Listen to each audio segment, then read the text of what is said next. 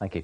Now, if you think it's been on the chilly side over the past few days, and let's face it, unless you're a polar bear or an Eskimo, you probably do, then spare a thought for the workmen in our next report. They've been up to their necks in icy water to help with essential repairs to one of the region's busiest motorways.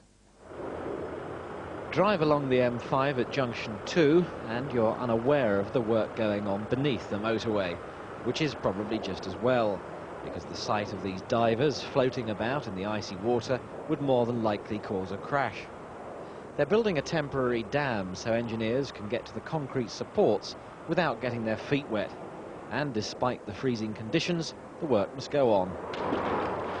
How cold is it in there? Extremely cold, actually. I've been in here for several hours this morning and chilling out quite nicely at the moment.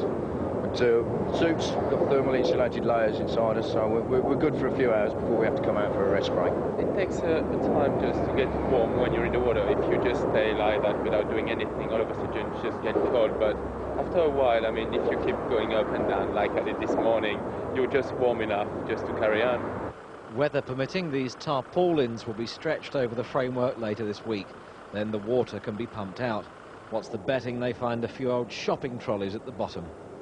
And yes, if you were wondering, he was French, the second chap there. Now the weather, with a straight side tonight,